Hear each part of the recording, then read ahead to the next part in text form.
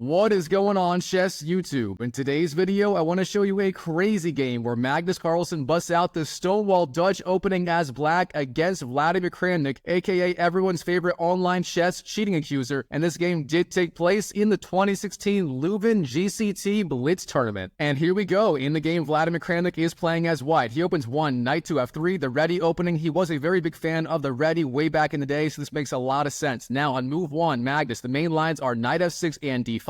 But instead, in this game, he does go e6, a very tricky move, staying very flexible, and he may follow up with either d5, knight f6, or even f5, the Dutch defense. Now here, Vladimir, on move two, he does go g3. In the spirit of the King's Indian attack, his setup will include bishop g2, short castles, and then he may go either d4, c4, d3, and e4, or something else. Now here, on move two, sure enough, Magnus, he does not go for the main lines of knight f6 or d5. Instead, the move is f5, and we have the Dutch defense on the board. Now, Magnus does not play the Dutch defense very often, but against Vladimir, he will play virtually anything. Now here, bishop g2, knight f6, and short castles are the next moves. And now Magnus, the main line is just bishop e7, intending short castles. That is the safest and most flexible setup for black, but instead in this blitz game, Magnus does go d5, and now we do have the Stonewall Dutch on the board, the Stonewall being defined by this move d5 right here. Now, why is this called the Stonewall Dutch? It's very simple. Typically, black will follow up with the move c6 at some point, and then with all those pawns on the light squares, his pawn formation in the center of the board will be very, very sturdy. It'll be rock solid, almost like a wall made out of stones, therefore the Stonewall Dutch. Now here, in this position, Vladimir Kramnik, how does he want to proceed? Well, typically in the Stonewall Dutch, white will have that pawn on d4. For example, white often starts d4, black goes f5, and so on. But now, with that pawn on the original square on d2, white has the option of just going d3 instead, and that is what Vladimir does in the game. So d3 is the move, and he may want to follow up with either c4 or knight d2, rook e1, and e4. So, very interesting setup by Vladimir. Now, Magnus, he follows up with the standard move. Bishop d6, the best square for the bishop. Again, black will typically go short castles, c6, and so on in the spirit of the Stonewall Dutch. Now, here, Vladimir, he plays the strongest move. That is c4, gaining space on the queenside, perhaps intending c takes d5, or knight c3, or something else. Now, here, Magnus has many different options in this position. For example, he can short castles, he can go c6 or knight to c6, but instead in the game he does take on c4.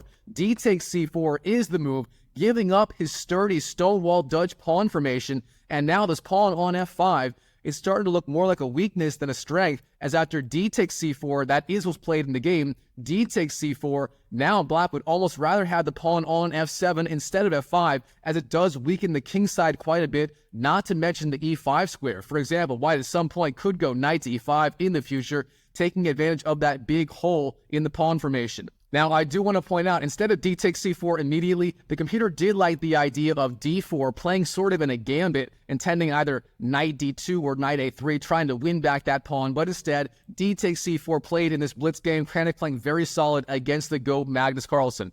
Now, Magnus, how does he want to follow up? In the game, he does go short castles, a perfectly fine move, and now from here he has many different plans. One strong one could be knight to c6 and then e5, gaining space in the center. Now, here, Vladimir, knight c3 is the move, and sure enough here, Magnus, he does not go c6. That would be a very weak move in this position. Instead, he does go knight to c6, a very active move, again, perhaps intending e5, and then he would have two very strong pawns on e5 and f5, and those could be very dangerous as the game progresses. Now, here, Vladimir, he is having none of this plan of e5 from Magnus. He is quite concerned, so with that in mind here, he does break in the center himself with the move e4. And this move turns out to be very playable and very strong, and it is sort of a temporary pawn sacrifice. Of course, the pawn on e4 is being attacked twice by the f-pawn and the knight, and only defended once by the knight on c3. Therefore, Magnus has the option of taking on e4 right away. For example, f takes e4, but if he does that, then Kramnik is intending knight to g5. That knight will be putting pressure on that pawn on e4, also on e6, and so on, and overall, black's pawn structure will be significantly weaker. He will be losing one of those pawns on the e-file sooner or later, and then the remaining pawn, perhaps on e6, would be a weak, isolated pawn. So with that in mind here, Magnus, he does not want to take on e4 with the pawn or with the knight. Instead, in this position, he does simply go e5 as promised, gaining space in the center, and now the idea is if white takes on f5, bishop takes f5 will be the response, and black will be doing just fine. Now, here, Vladimir, turns out e takes f5 is the strongest move, the ideal continuation being e takes, then bishop e3, and of course black does have the very weak isolated pawn on e5, and that would give Vladimir a very stable long-term advantage. Now, instead of taking on f5, he does go bishop g5 in this game, putting pressure on that knight on f6, and now the threat could be knight d5, as then again, white would be piling up on that pin piece, always a good idea in chess. Now, here, Magnus, his biggest priority is getting this knight on f6 out of the pin with the queen. Therefore, with that in mind, moves like queen to e7, queen to e8, bishop e7, and so on make a lot of sense. You definitely do not want to take on e4. F takes e4 would be a massive mistake. Then after knight takes e4, again, Kramnik would have a lot of pressure on that knight on f6. Now, instead, in the game, Magnus, he finds the strongest move, and this move really surprised me. It is just the move king to h8, stepping off this diagonal with the king. Now, what is the idea behind this move? Well, it's very simple. Carlsen is allowing Kramnik to go, say, knight d5, then trade on f6, giving black double pawns on the f-file. But if he does that, his king is already going to be off the g-file. That means after, say, g takes f6, Magnus can go rook g8, and his king will be perfectly placed on h8. His rook will be active on the g-file, and he may have good attacking chances on the king side. So king to h8, a very good, flexible move in this position. Now, of course, Kramnik here on move 11 has many different good ideas. For example, knight h4, putting pressure on f5 is playable. You can also just go knight d5, jumping in with a knight, putting pressure on f6. Now, instead, in the game, he does just take on f5. E takes f5 is the move, then bishop takes, and then he jumps up with the f knight, knight f to h4, putting pressure on that bishop. And of course, that bishop is hanging right now, therefore it is going to have to move. Where does it want to go? Well, it turns out there's only one good square for the bishop. That is e6. So with that in mind, bishop e6 is the move played in the game. Now, Magnus here. He is putting pressure on that pawn on c4. c4 is hanging, so with that in mind, Kramnik must defend the pawn. Now, the strongest move here is b3, bolstering that pawn with the b pawn. But instead, Kramnik does jump in with the knight. Knight d5, a very active move, putting pressure on that knight on f6. But it turns out this is not the strongest idea. And here, Magnus just goes queen to d7, getting his queen finally out of that pin with the bishop on the knight on f6.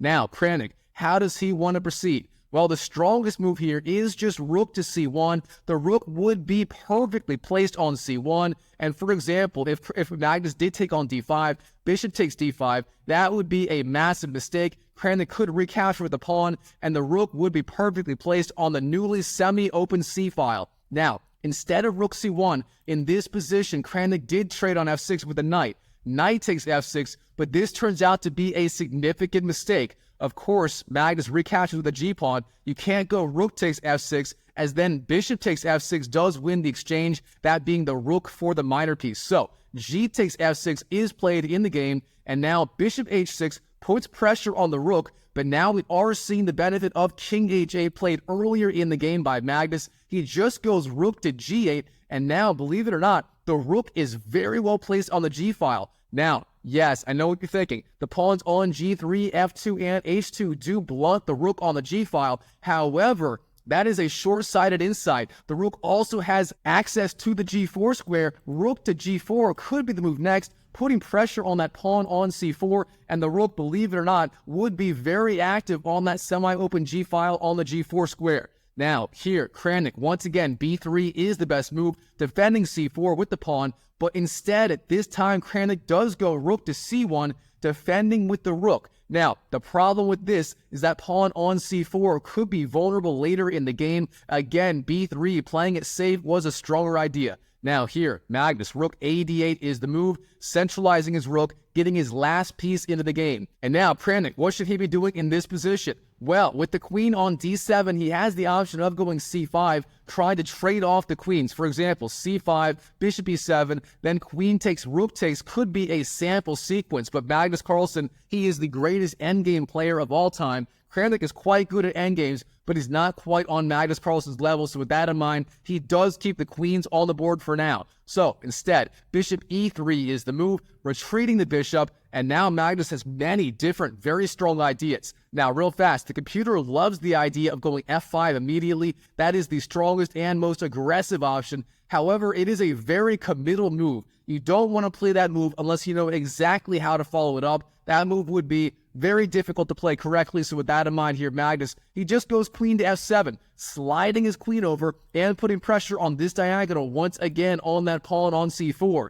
And now, again, we are seeing the drawback of white going rook c1 instead of b3. If he went b3, that pawn on c4 would be sufficiently defended. But right now, with just the rook defending, it is not enough. And again, white will have to defend somehow, some way. Now, very importantly, white cannot go b3 in this position. And if you like puzzles, pause the video and try to figure out why b3 in this position would not be a good idea. And while you're at it, go and smash that YouTube like button for more videos just like this. Now, real fast, b3 would be a blunder, of course, because black can go bishop a3, and suddenly he has to double attack with the rook on the queen on d1 and the bishop on the rook on c1. Therefore, he would lose the rook after the queen moves. That would be an absolute disaster with bishop takes c1. So with that in mind, b3 here does not work. And kudos to Kramnik. When he's not accusing everyone of cheating, he does play some pretty solid chess. And in this position, he does not go b3. Instead, the move is queen to a4, sliding over with the queen. The queen is now active on the queen side. Very interesting idea by the former world champion Vladimir Kramnik. Now, here, Magnus, he shows the idea of rook g8 earlier in the game. He does fly down rook to g4, piling up more and more pressure on that poor pawn on c4. How is Kramnik going to defend? Well, the computer finds many different ideas as usual. For example, there are some crazy lines starting with bishop takes c6. Of course, giving up your light squared bishop, the Catalan-style bishop, is not always recommended, but it does work out relatively okay here. Now, instead of that, Kramnik does just go knight to f3, potentially giving up that pawn on c4 once and for all, and that is what happens. Here, Magnus, he trades with the rook first. Rook takes c4, then rook takes bishop takes, and now, once again, Magnus has pressure on the rook on f1 and that pawn on a2. Now, the strongest move in this position, believe it or not, is just rook to a1, defending the pawn with the rook. Then bishop takes would be met by, say, queen takes a2, and white would be winning a piece. Now, the problem with rook a1 is the rook is very passive on the a1 square. It's not doing a whole lot besides defending. It's not a very inspiring move. So with that in mind here, Kramnik, he tries to play a little more actively, and he does just go rook to c1, piling up pressure on that bishop. But here, Magnus is a very simple man. He sees a free pawn, and he takes the free pawn. Bishop takes a2. Magnus, the GOAT Carlsen, is officially up material in this game. Can Vladimir hold on? Well, he's got to find a way to fight back in this position, and he starts with the move queen to b5, putting pressure on the very weak pawn on b7. So, good idea by Kramnik. And if that pawn on b7 does fall, the knight on c6 will be vulnerable as well, as the pawn is the only thing defending it currently. All right, now, Magnus has got to find some way to defend that pawn on b7. The best moves are rook b8 and queen to b3 with the indirect defense of the pawn and also offering the queen trade. Queen b3 in particular would have been very, very strong. Now, instead of that here, he plays the more active idea, knight to b4, but this turns out to be a little bit dubious. Here, Kramnik can just take on b7, queen takes b7, regaining the lost material, and then the pawn on a7 will be very vulnerable as well. Now, instead of that, for some reason, Kramnik, he did go knight to h4 in this position. Perhaps he didn't like, I don't know, queen takes b7, rook b8, and so on. I'm not really sure what he missed, because knight to h4, this is not a good move in this position. And here, Magnus, he follows up bishop d5, a brilliant move. Now the knight on b4 does defend the bishop. The bishop defends the pawn on b7. The light square bishops are being traded off sooner or later. And here, Magnus is just starting to dominate the game. And Vladimir Kramnik, way back in 2016, I mean, I'm sure he was thinking cheating in his head back then as well. All right, now Kramnik, rook d1, getting his rook onto the open d file. Now we have c6, the pawn hitting the queen and bolstering that bishop on d5. Finally, c6, the Stonewall Dutch style move played in the game. Now the queen must move here. Queen to e2 is played in the game by Kramnik, but now bishop takes g2, trading off the bishop. King takes, and then knight to d5, centralizing the knight. All right, Kramnik, how is he going to fight back? In the game, he has a couple of options, queen to f3 and knight to f5. He's got to get counterplay going on the king side on these weakened light squares. Now, in the game, he does go knight to f5 immediately. Knight f5 on the board, putting pressure on that very important Stonewall Dutch bishop on d6. The bishop that virtually has not moved since move 5 or 6 in this game. Now, here, Magnus, he wants to keep that bishop alive. With that in mind, he does go bishop f8. And now, which one is it? Is the knight dominating the bishop, or is the bishop dominating the knight? I'm not really sure. Either way, they are dominating each other. It's a dominatrix right now. All right, king g1 played in the game by Kramnik, getting his king off this diagonal potentially. Now, a6, playing it safe, defending that pawn on the a7 square. Now we have queen to f3, bolstering the knight on f5, rook to e8, both sides kind of rearranging their pieces for a little bit. Now, queen to e4, queen g6, and king to h1 for Kramnik, getting his king off this vulnerable file with the queen. Now here, rook d8 for Magnus, getting his rook back onto the very open d file, but of course that knight on d5 is pinned. If the knight moves, say, knight e7 or anywhere else, the rook will fall on d8. So a very interesting move by Magnus, very active, but he will have to follow very precisely. Now, here, Kramnik, he is done waiting around. He tries to get something going on the king side, and he does play the move g4, playing very actively on the king side. Now that knight is bolstered on the f5 square. Perhaps he may be intending h3, bolstering g4, with very interesting play on the light squares on the king side. Now, Magnus, rook d7, rook d3, and then queen to f7. Finally, the rook is defended on the d file, therefore the knight can move if it needs to. Now, here, in this position, Kramnik must continue to slow play the game.